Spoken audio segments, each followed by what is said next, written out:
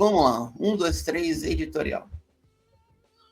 Pessoal, tem coisa muito séria ocorrendo e a gente precisa montar o desenho completo.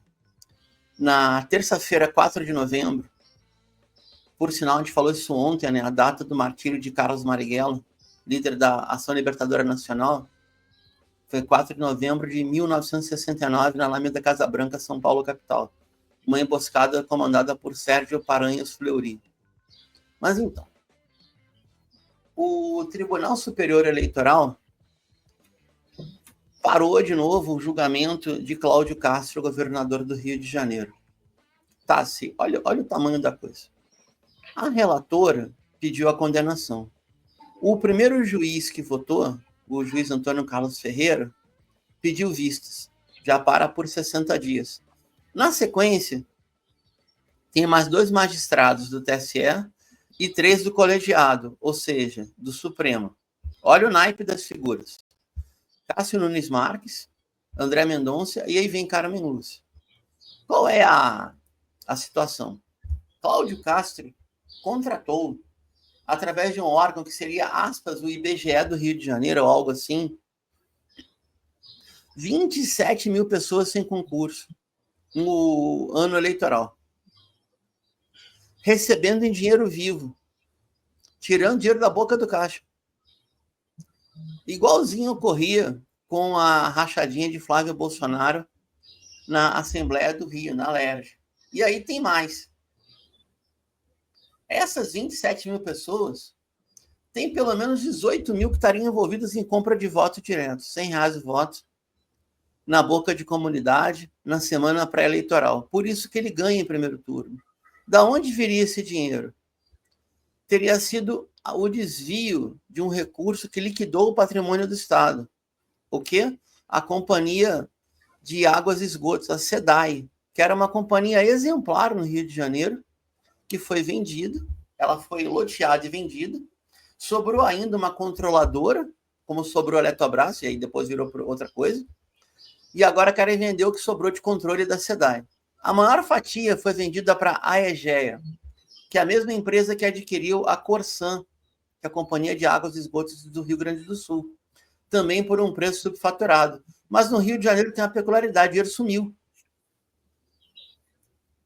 O dinheiro sumiu e uma parte dele foi parar para contratar cabo eleitoral, os 27 mil da CEPERJ, contrato emergencial já vencido, denunciado, e a compra de votos. O Ministério Público Eleitoral fez 2 denúncias. Levou 2 vezes o caso para o TRE, Tribunal Regional Eleitoral, e perdeu as 2 no TRE do Rio de Janeiro. Que coincidência, né? Mas como não deu um voto majoritário, permitiu recurso. Levou para o Tribunal Superior Eleitoral. Sentaram em cima do processo e ficou protelando. Daqui a pouco, nós estamos em abril, e ele pediu o afastamento do licenciamento do cargo para... Como chama? Para concorrer ao Senado. É isso, porque, na verdade, Cláudio Castro teria dois caminhos. Ou vai ao Senado, ou vai ser indicado para o Tribunal de Contas do Estado, que é um cargo vitalício. Ele também já não tem vice, que o vice foi cassado. E, em tese, essa operação preparou o clima para pedido de vices no TSE. Estou falando sério, não é brincadeira isso. Cláudio Castro tem outro problema, que é o seguinte: ele tem um ex-aliado que está preso, de vários, né? O deputado estadual pelo MDB do Rio, conhecido como TH Joias, que era fornecedor de armas, drones e fazia lavagem para o Comando Vermelho 1, 2. O tal do TH Joias disse o seguinte, que se o Cláudio Castro não cumprir a palavra, e até sexta-feira, depois de amanhã, ou seja, 7 de novembro, ele, TH, não estiver solto, ele vai meter a boca no mundo. E aí não cai o Castro, cai metade da Assembleia Legislativa. Vai fazer isso mesmo? Ninguém sabe. Possivelmente não seja blefe. Ontem também, dia 4 de novembro, foi instaurada a CPI do Senado do crime organizado. Ela não é a primeira, eu acho que ela é a terceira de crime organizado. A primeira eu vi com atenção, foi em 1999, tá?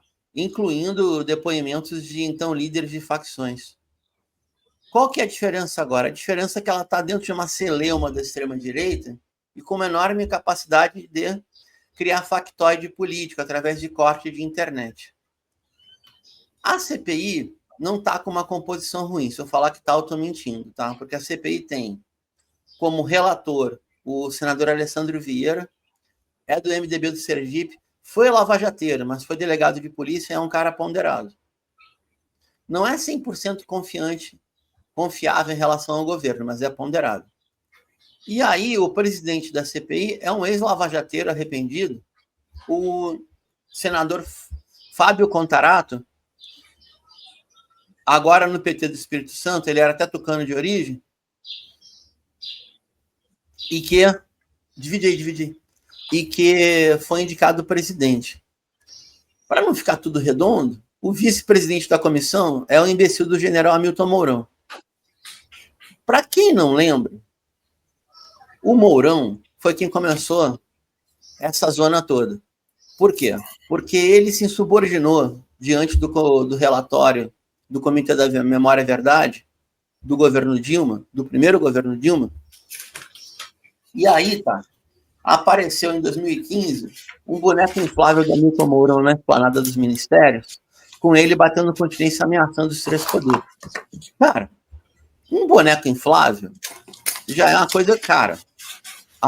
Tá vazando aí. Aqueles bonecos do posto já são caros. Você meter um boneco de 7 metros de altura, fantasiado de general, ameaçando os três poderes, quem é que financiou esse troço todo? Enfim, Hamilton Mourão, ele é o vice da CPI. Dos três que estão na CPI como autoridade, Hamilton Mourão é aquele que reconhece a figura do narcoterrorismo, o que é uma esparrela. Por que isso acontece? Eu vou encerrar aqui o editorial para a gente ir para os VIPs. Narcoterrorismo, para a figura jurídica dos Estados Unidos, já que eles têm uma lei imperial e prepotente, autoriza o Washington a tentar intervir em países e governos. Porque a figura do terrorismo, segundo a própria lei dos Estados Unidos, permite que eles tentem fazer o tal do combate ao terrorismo além fronteiras. Os gringos precisam de autorização? Não precisa, mas ajuda. Então, agora, nós estamos diante desse problema. Vou botar aqui o desenho junto com o editorial que o Luiz nos trouxe, tá? Tem um modelo de acumulação de emendas, que é muito grande, e que o ministro Flávio Dino está em cima. Nós temos um nexo empresarial criminal muito forte. E empresário forte, em geral, está vinculado ao governo do Estado. No mínimo, tem relação. Tá? Além de umas evidências gigantescas, como esse esquema do PCC em São Paulo. Qual que pode ser a resposta? Os governadores promovem grandes operações policiais com alta letalidade, como uma resposta a ficarem contra a parede pelo esforço investigativo da Receita, da PF, do Supremo e do Ministério Público Federal. Os próximos meses, nesse período pré-eleitoral, está cedo ainda, faltam 11 meses, tem Copa do Mundo no meio. Eles vão marcar muito esse tempo da política. Um tempo que a política pode estar cada vez mais vinculada ao crime organizado, como está pela extrema-direita, mas também que essa mesma extrema-direita utiliza os instrumentos de governo estadual, o aparelho repressivo, para aumentar a letalidade e para criar um factoide de populismo penal policial. Eu acho que é por aí, tá? Tá, se passar para você, conversa com a audiência e vamos pro primeiro vídeo, por favor. Então, eu acho que, né, primeira, uma coisa muito importante que a gente tem que colocar aqui são algumas atualizações e que vão complementar esse editorial teu, viu, Bruno? Primeira coisa, a Jovem Pan noticiou hoje de manhã em sua rede nacional que, através de contatos dentro do governo do Estado e da PM do Estado, parece que estão sendo preparadas mais 20 operações para poder, ao decorrer daqui até o ano que vem, ainda não se sabe quanto tempo, quantas dessas 20 vão acontecer, mas 20 operações vão acontecer. A outra coisa é que a extrema-direita do Rio de Janeiro declara, não só do Rio de Janeiro, mas do Brasil inteiro, está declarando que foi um sucesso essa operação E tá colocando aí, né? Inclusive, alguns influenciadores estão repostando aí alguns jornais dizendo que não é uma chacina, é uma faxina que está acontecendo. Isso repercutiu ontem, eu acho que é uma coisa importante para a gente colocar aí, de que estão comemorando a morte de cidadãos, né? Não, nem vamos fingir de que o bandido não é cidadão também, que ele não tem os seus direitos e que a culpa dele existir não é do Estado. Mas estão comemorando a morte das pessoas inocentes que morreram.